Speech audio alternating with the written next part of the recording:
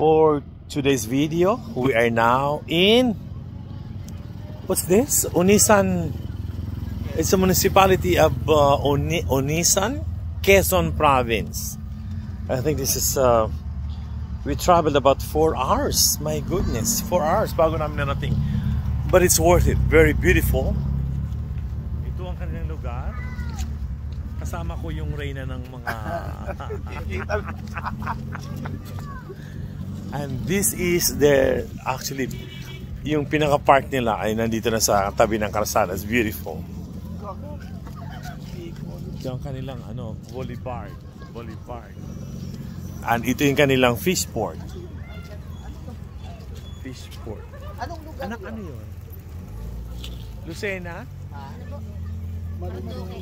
Marapit na kami sa Marinduque pala. And the island which is obvious and visible from this port ay Marinduque.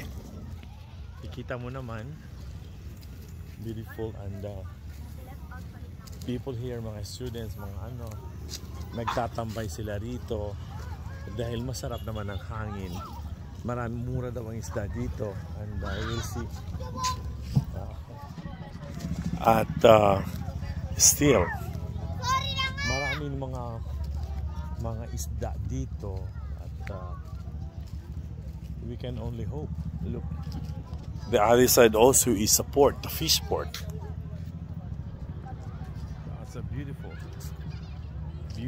port.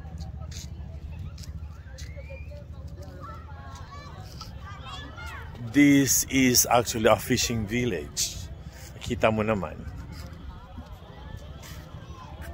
And in this port, kita mo direktamente ang kanilang simbahan.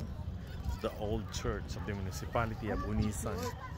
And this is their bay walk actually. It runs about, I think this is 4 kilometers. 4 kilometers long. Bay walk nila. Kaya na talagang makita mo mga bata.